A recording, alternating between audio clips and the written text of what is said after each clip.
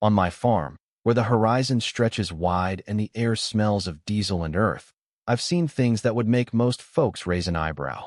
Coyotes circling the henhouse, lightning kissing the ground inches from the silo, even a guy in a rabbit costume meditating among the cornstalks, claiming he was one with nature.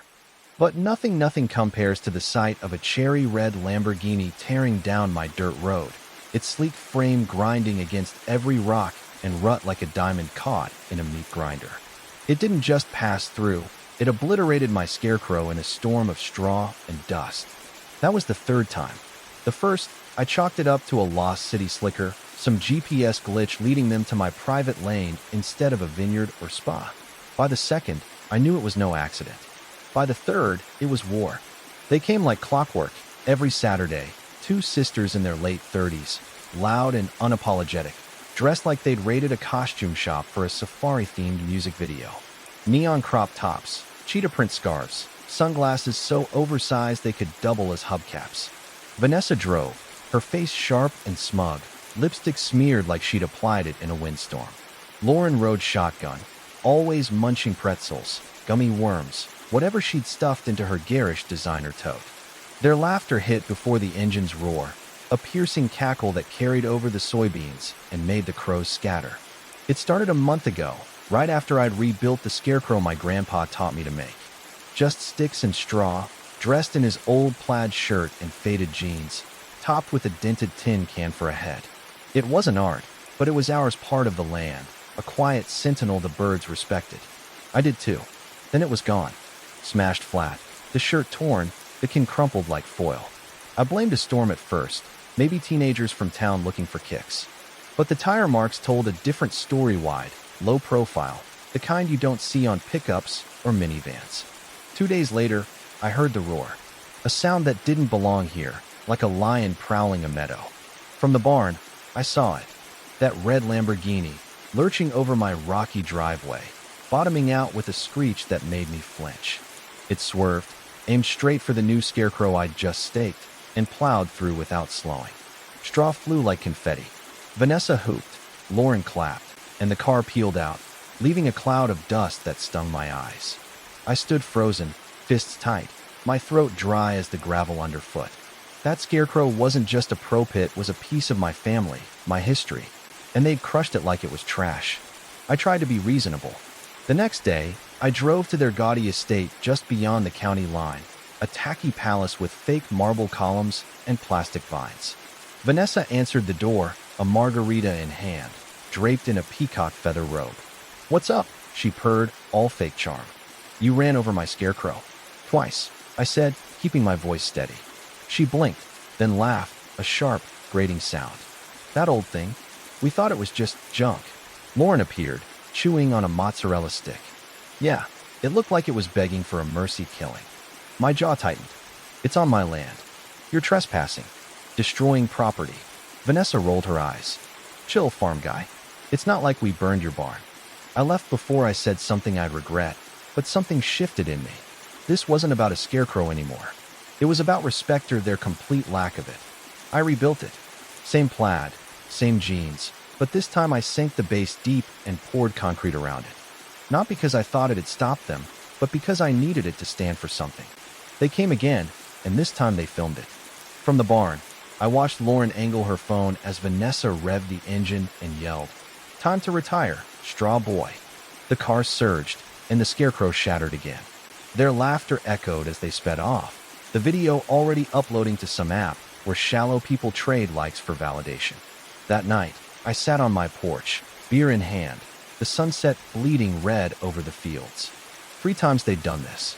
Not because they had to, but because they could. I'd tried fences, they rammed them. I'd put up "no trespassing" signs, they ripped them out, giggling. I even stood by the Scarecrow once, daring them. They swerved, missed me by inches, and clipped it anyway, Lauren yelling, "Get a hobby," as the stench of burnt rubber and cheap perfume filled the air. I found their video online. Scarecrow Smackdown. They called it, with hashtags like country crashes and farm flops. It had thousands of likes. My barn was in the background. My name was tagged. They wanted a reaction, a spectacle. What they didn't expect was me pushing back. They saw a simple farmer with a dumb straw doll. I saw a principle worth defending.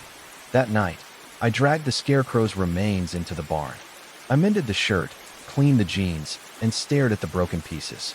I had patience, a welder, and a plan. The next one wouldn't be for scaring birds. It'd be for stopping Lamborghinis.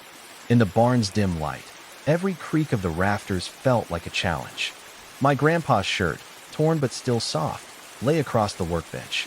He'd worn it when he taught me to plant, to fight for what's yours. Now it was a casualty of their arrogance. No more. I sketched a new Scarecrow steel, not straw. A frame that could laugh at 600 horsepower. The next morning, I hit the scrapyard behind the old mill. The owner, a gruff guy named Hank, didn't blink when I explained. Hollow or solid steel, he asked. Solid, I said. Heavy. He pointed me to a pile of rods and plates, and I loaded up, paying cash. Back home, I turned the barn loft into a forge. Floodlights glared, the welder sparked, and the frame took shape. A thick spine, cross-braced arms, a base I'd bury 5 feet deep. I hollowed a steel disc for the head, stuffing it with straw to keep the illusion. Dressed in the same plaid and jeans, it looked like its predecessors. But it was a tank in disguise. I buried the base in the same field, tamped the dirt until it was iron hard. Before sealing the shirt, I tucked a faded photo of Grandpa and me beside the first Scarecrow we'd built, pinned to the steel ribs. A quiet tribute. Then I hid 4 cameras in birdhouses and fence posts, their feeds crisp on my laptop. I didn't taunt them online. I just waited. For days later, the roar came. The Lamborghini limped down my road, scraping and sputtering. Vanessa drove, her grin wicked behind massive shades. Lauren filmed, her phone out the window.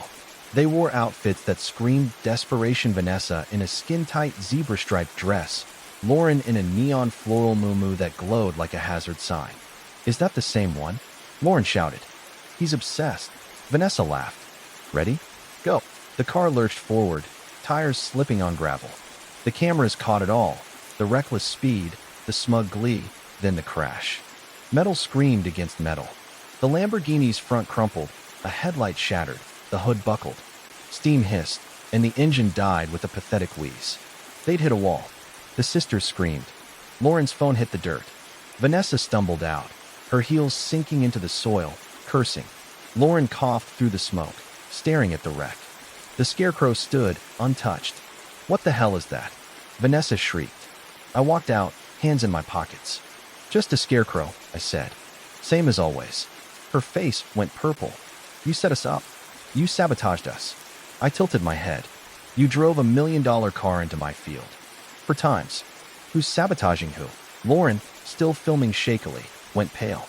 Hope you got that, I said. Call it Lumbo meets logic.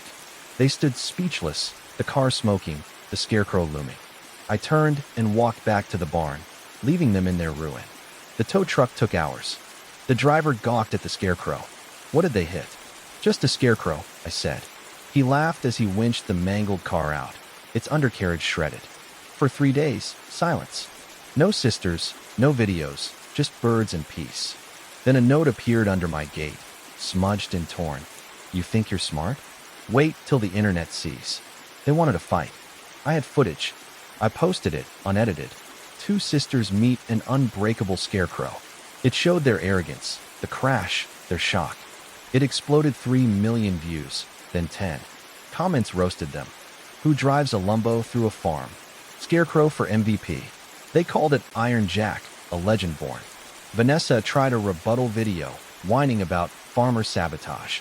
It tanked, memed into oblivion. Their insurance claim? Denied after the adjuster saw the tape. The sheriff called, amused. Want to press charges? I thought of their ruined pride, the online mockery. No need, I said. They're done. A week later, they crept by in a beat-up sedan, peering at Iron Jack. They didn't stop, just stared, then drove off. Kids came to snap photos, posing toy cars by the Scarecrow's base. A family from out of town stopped to admire it. You're the guy, right? The dad said. Took down those idiots. I shrugged. Just did what needed doing. One evening, I set a new straw hat on Iron Jack, the sunset gilding its frame. Tires crunched in the distance. The sedan again. Vanessa and Lauren watched, silent, no cameras. I waved, slow and deliberate. They flinched, then vanished down the road. They never came back. Iron Jack stood tall, guarding the fields, a quiet victor in a war they'd started and lost.